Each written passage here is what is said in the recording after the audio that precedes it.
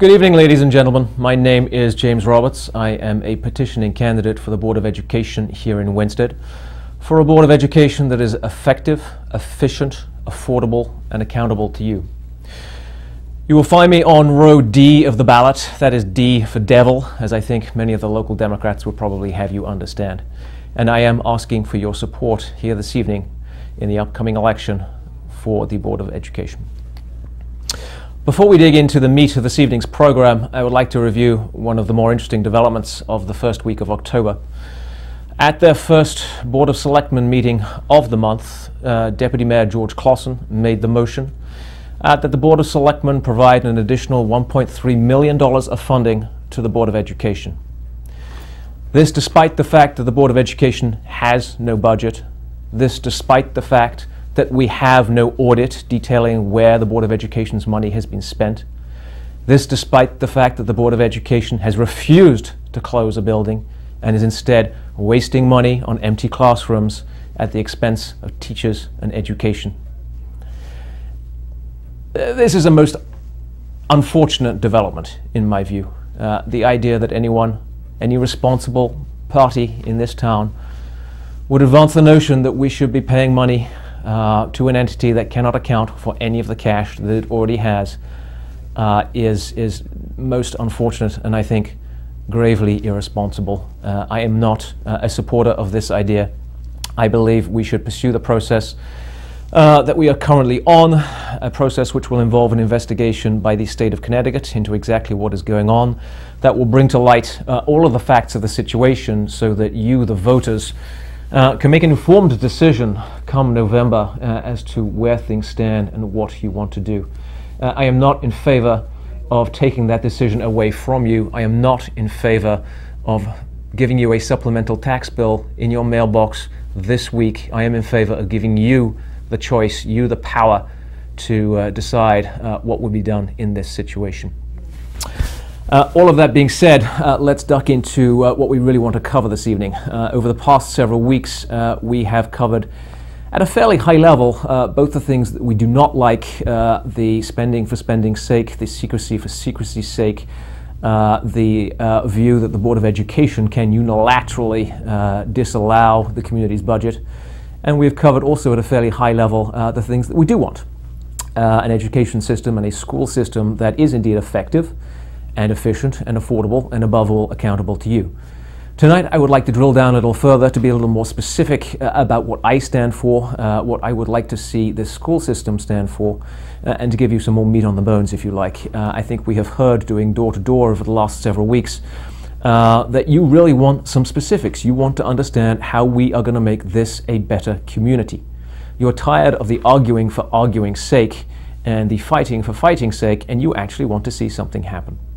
Now, some of the things I'm going to tell you this evening will make me unpopular on every side of the debate, and I am comfortable with that. I am not here to tell you things that you want to know. I am not here to court popularity. I am here to the best of my ability to tell you in all honesty what is happening, what I think needs to be done about it, and to provide you with the ammunition to make decisions not only in November but going forward, and the ammunition to hold your government accountable.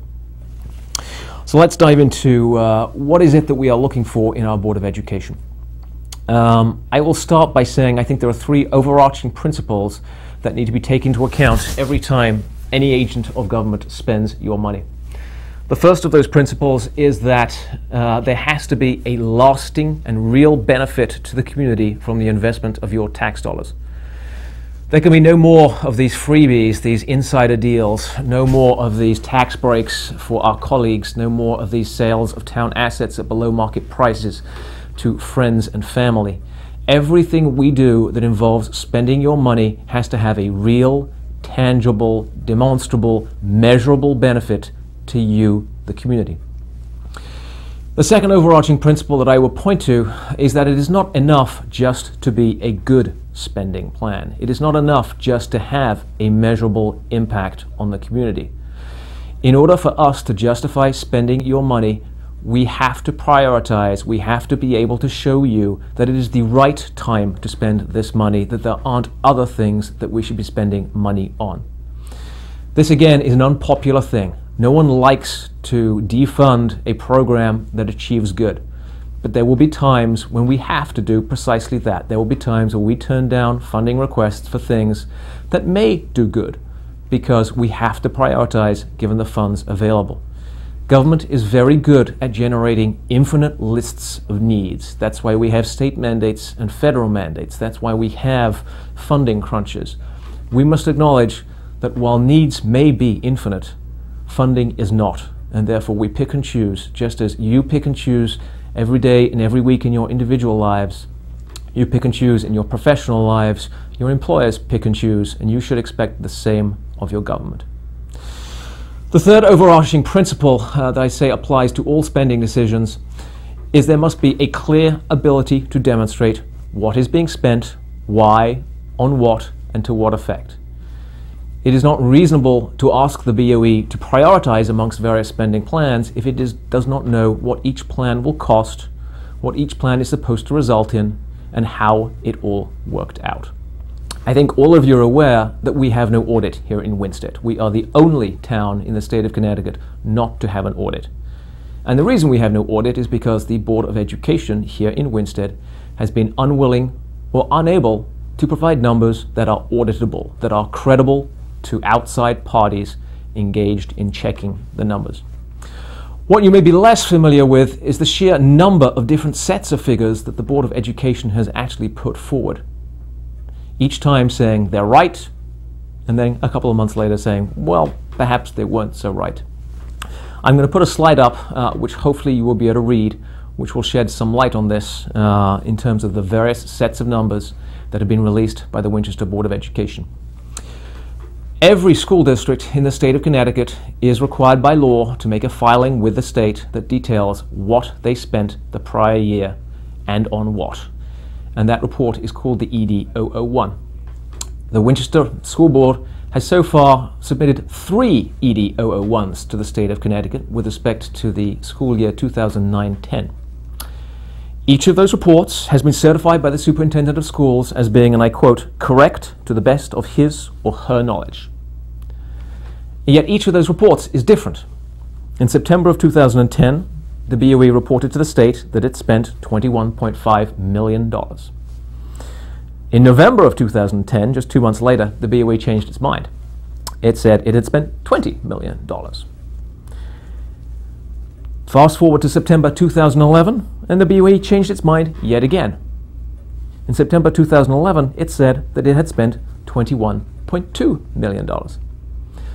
3 reports filed with the state, each certified as being correct, each completely different.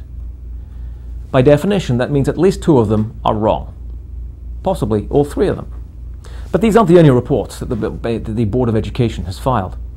In addition, in May of this year, when they sued the town and the Board of Selectmen, they compiled a different report. In this case, they said that the total BOE spend was $19.9 million. And in this case, it wasn't simply a certification of the superintendent that was offered. There was a statement under oath. Let me read to you that statement. I, Blaise A. Salerno, Superintendent of Schools for the plaintiff, hereby certify that I have reviewed the foregoing complaint and application, and hereby make oath to the truth and accuracy of the matters contained therein.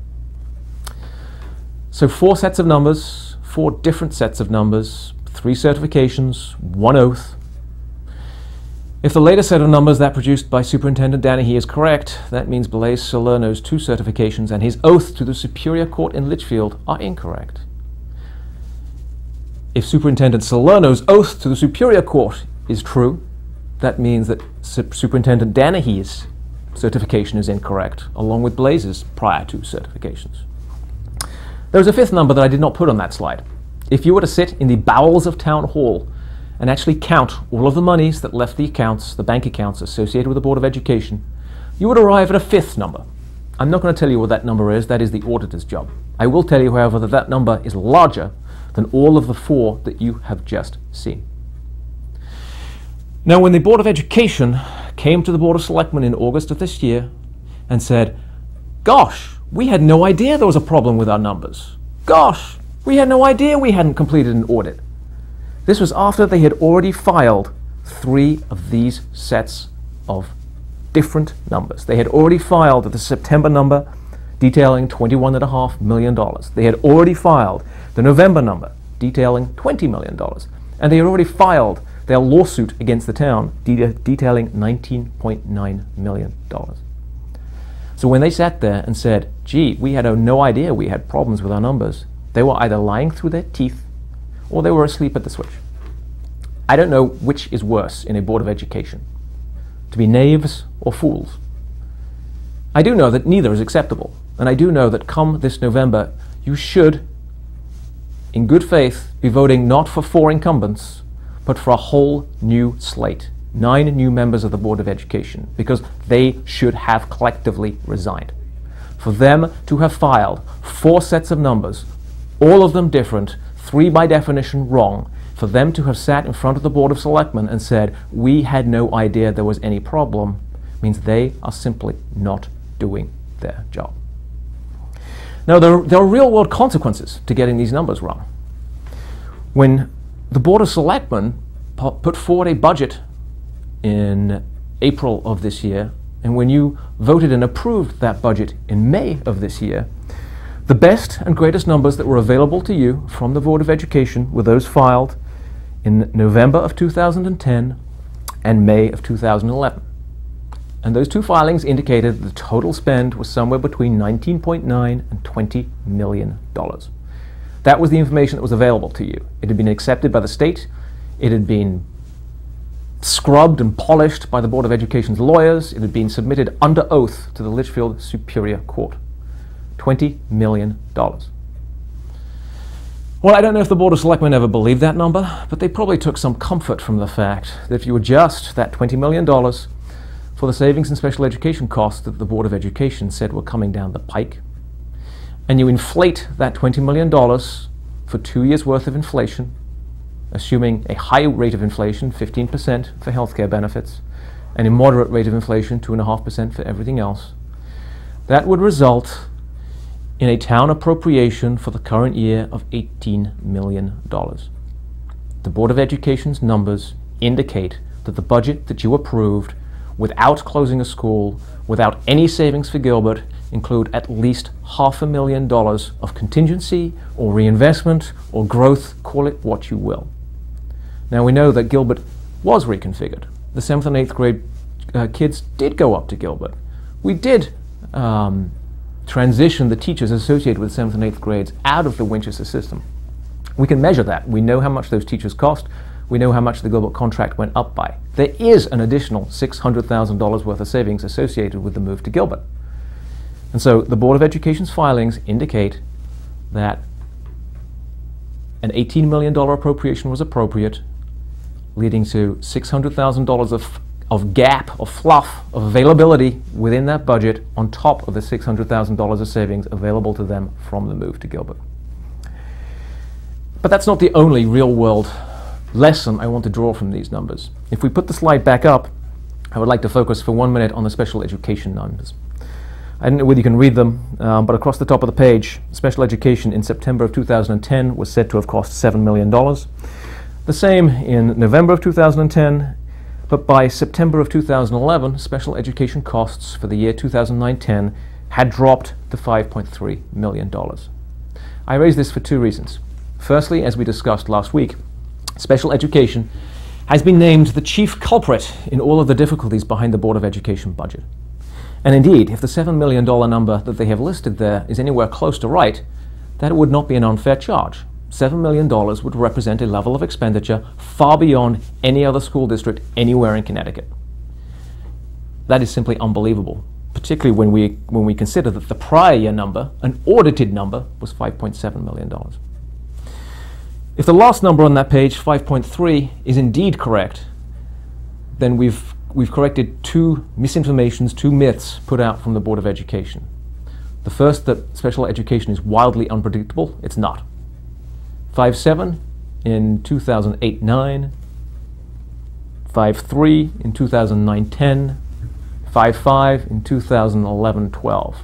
It's a predictable number with little fluctuation, And at $5.5 million, it is right in line with every other school district that is comparable to ours. The second reason I want to focus on special education is because the needs of our special needs kids are extraordinary. These are the most vulnerable children in our community. Their needs are special, they are unique. We need to pay close and constant attention to them. And yet our school board can't determine within $1.5 million what it did with these kids. It cannot determine what it spent, where it spent them. That is the level of concern that our school board has for the special needs of the most vulnerable in our community. We cannot go through the travails of the last 18 months every year. We need our school board to live with the three overarching principles: that investment needs to have a lasting benefit, that it needs to be the right investment for the time, and it needs to be accurately and timely reported. What else do we expect out of our school board? What else do I want to see happen? What else do I stand for? The elephant in the room is results. We all want to see our school board achieve results. I think we can all agree that satisfying the requirements of a simple writing, arithmetic, and mathematical test should not be the be-all and end-all of a school district. Our schools should be producing young adults who are balanced in their outlook, able, ready, and greedy to seize life, to seize upon the opportunities that are available to them. Young adults who have had their horizons widened, their curiosity piqued, young adults who are ready to be responsible adults, responsible, productive members of our community. And I think we can all agree that there isn't a very good test for that. But I think we can all also agree, sorry about that, I think we can all also agree that it is very difficult to teach anyone anything in an academic situation if they cannot read, write, and add up. These tests, the CMT tests administered by the state of Connecticut, are important. If we cannot assure ourselves that our kids can read, write, and add up, I don't know how we can teach them anything at all. Our Board of Education does not like to talk about these tests. They are very complicated, says our Board of Education. You, the people, will not understand them. It's education stuff. Well, that's just nonsense. These tests are available to allow parents and communities the opportunity to investigate and measure the performance of their schools. There was a brief moment of clarity in the first Board of Education meeting when Superintendent Danahy presided and actually undertook to talk about the test results. Since then, nothing much has happened other than the fact that we have learned that once again our school district has failed to make adequate yearly progress, which is not a good thing, by the way. Specifically, our Board of Education will say the test results are made complicated by the fact that we are a poor community. That skews the results. This is true. We are a poor community. The state of Connecticut compiles a list of communities by wealth. We rank number 140. That puts us in the bottom 20% of all communities in the state of Connecticut by wealth. In addition, the Board of Education will say that the tests are made complicated by the fact there are two standards, proficient and goal, and that goal is too tough and we should look at proficient. Well, looking at proficient, we fail to make adequate yearly progress, as I suggested. But the simple fact is the proficient test is a federal test. It is designed to meet the needs of the federal population. We do not live in Mississippi. We do not live in Alabama. We do not live in Mexico. We live in Connecticut, and the state of Connecticut has made it explicitly clear that goal is the level that they aspire to. So how much did we spend? If the latest filings from the school board are to be believed, we spent in the top 25% of all towns in Connecticut. For anyone who cares about education, that is a wonderful thing. As poor as we are, number 140 on the list, we were willing to be as generous so as to spend in the top 25% in the state, and that's good, as long as we got results. What results did we get for that investment? Here, the picture becomes murkier. If you look at the CMT scores on a proficiency, on a goal level, in 80% of test areas, we underperformed the state. In fully half of those areas, the gap between Winchester and the state is widening. And in a quarter of those test areas, our scores are absolutely declining. If you have two kids in this system, two grandchildren in this system, the odds are at least one, and likely both, will underperform their peers statewide. And that is not acceptable. It is not acceptable that we are not talking about these tests. It is not acceptable that these are the results of the test. We need to do better. How will we do better? We need to do better by good education. Now, I think our own level of spending has demonstrated beyond any reasonable doubt that being a high spender does not result in good test results. Study after study has shown that small classes do not result in good test results. What is clear is that the three things that result in good test results are parental involvement, community involvement, and good teaching. We'll come back to community involvement at the end of this program.